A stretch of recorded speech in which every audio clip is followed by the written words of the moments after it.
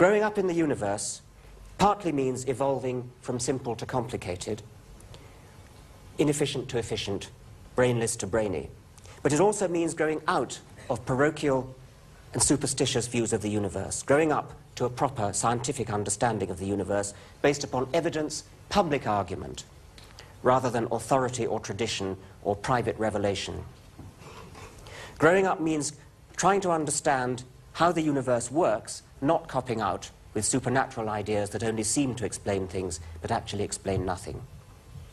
Well, you might say, can we really afford to be snooty about the supernatural? After all, many of us have probably had uncanny experiences that sound like telepathy.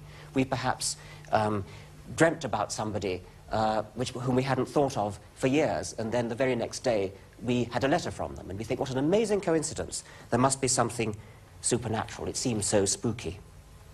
That's a supernatural explanation. What would a natural explanation of an event like that be? Well, what we've got to do is to come to a proper assessment of how likely it would have been that this could have happened anyway by sheer luck. And there are ways of doing that, and we can run a very simple experiment here on a very small scale. We're going to do it by tossing pennies. It may be that somewhere in this audience is somebody who is psychic and is capable of willing a penny to come down heads or tails. And what we've got to do is to identify that psychic individual. So Bryson is going to toss a penny, and I'm going to ask everybody on this side of the... We'll forget about the gallery because I can't see them up there.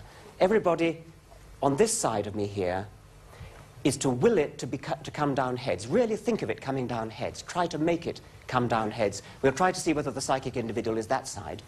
Or on this side, everybody should will it to come down tails. Okay, so off we go. Tails. Tails, right. So if we've got a psychic individual, it must be on this side. Right. Now, would everybody on this side then please stand up? We're going to try to do this by elimination.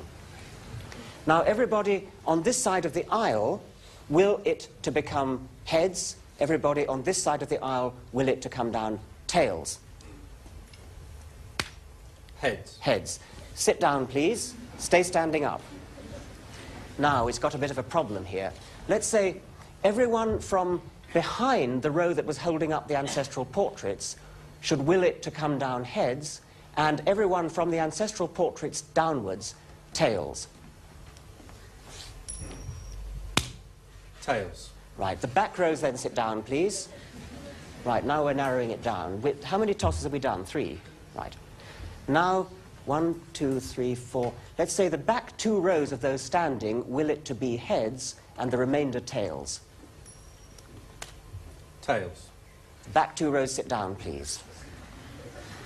Right, now, 1, 2, 3, 4, 5, 6, 1, 2, 3. Okay, we'll make it simple. The back row heads and the front 2 rows tails. Tails. Back row sit down. Right, back row heads, front row tails. Tails. Tails. Now, right. Let's say that from Coca-Cola to the left, heads, and the other one tails. Heads. Heads. Down, please. No, Coca-Cola stand. Oh, right. Right. Heads, tails. Heads. Heads. Right. Well done. How many tosses was that? I don't know how many tosses that was, but congratulations. Let us suppose that it was 8. It was it? Right.